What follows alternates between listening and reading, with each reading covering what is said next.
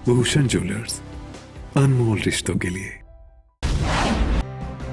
कांग्रेस नेता राहुल गांधी और प्रियंका गांधी वाड्रा को यूपी पुलिस ने गिरफ्तार कर लिया। गुरुवार सुबह दोनों नेता हाथरस गैंग रेप पीड़ित परिवार से मिलने के लिए रवाना हुए थे, लेकिन पुलिस ने उनके काफिले को ग्रेटर नोएडा एक्सप्रेस वे पर ही रोक लिया।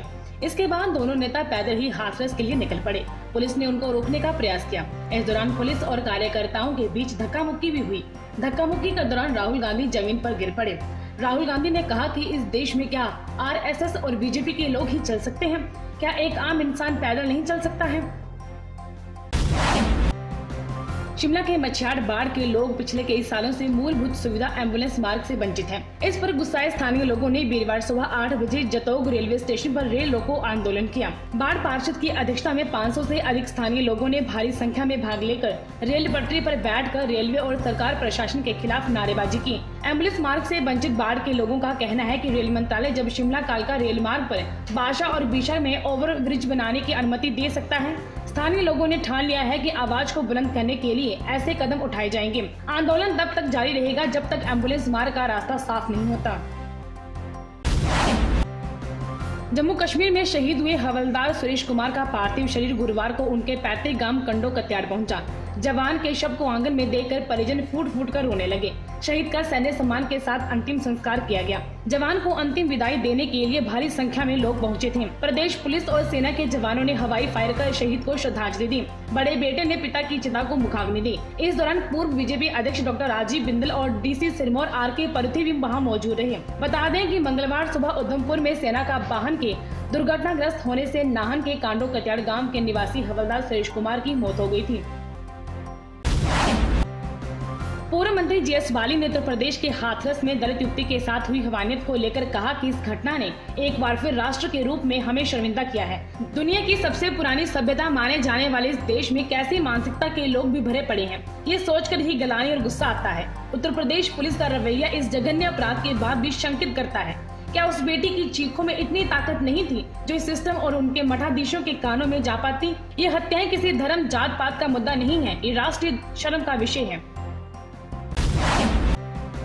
अटल टनल रोहतांग के उद्घाटन के लिए प्रधानमंत्री नरेंद्र मोदी 3 अक्टूबर को मनाली पधार रहे हैं। उनकी सुरक्षा को लेकर गुप्तचर विभाग और सुरक्षा एजेंसियां सतर्क हो गई हैं। बहन डीजीपी संजय कुंडू ने कहा कि प्रधानमंत्री की सुरक्षा में कोई चूक नहीं होगी। नॉर्म के हिसाब से जो सुरक्षा होती है उससे अधिक व्यवस्था की गई है। कुल्लू मनाली क्षेत्र में किसी फ्लाइंग ऑब्जेक्ट या ड्रोन का इस्तेमाल कोई न करे। साहसिक गतिविधियाँ जैसे पैराग्लाइडिंग इत्यादि के संचालन पर पूर्णतया रोक लग गई है। साथ ही उन्होंने पर्यटकों से अनुरोध किया है कि वह सोलंग नाला या मनाली के ऊपरी क्षेत्रों में ना जाएं। उधर कुल्लू पुलिस प्रशासन भी अलर्ट है।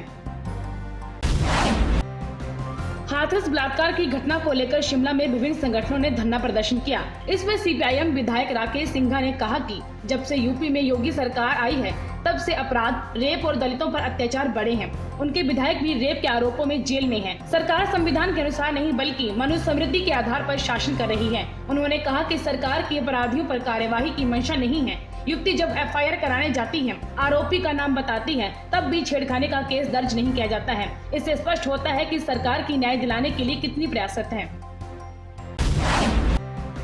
हमीरपुर में 5 महीने से लापता युवती के परिजनों ने पुलिस की कार्रवाई पर सवाल उठाए।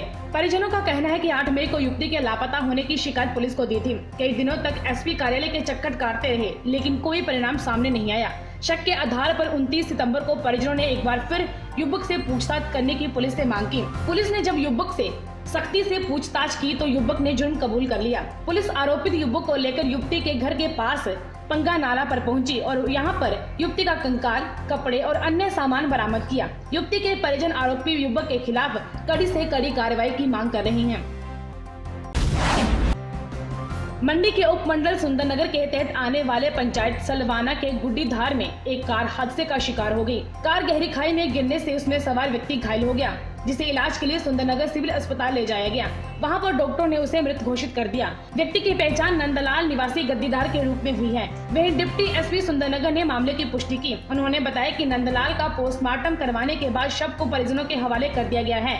पुलिस मामले की जाँच कर रही है। कांगड़ा में डमटाल पुलिस ने ट्रक में सवार 2 व्यक्तियों से 3 क्विंटल 63 किलोग्राम भुक्की बरामद की। पुलिस ने गश्त के दौरान सेब की पेटियों से लदे श्रीनगर की तरफ से आ रहे ट्रक की तलाशी ली तो उसमें भुक्की से भरी बोरियां मिली। पुलिस को गुप्त सूचना मिली थी कि श्रीनगर से सेब से लदे ट्रक में भुक्की की खेप कानपुर पहुंचाई जा रही है। भुक्की ले जा रहे 2 आरोपी उमर इब्राहिम और हलील भट्ट निवासी बारामूला को गिरफ्तार किया गया है। आरोपियों के ऊपर डमटाल पुलिस थाना ने NDPS एक्ट के तहत मामला दर्ज कर लिया है और आगामी कार्रवाई अमल में लाई जा रही है।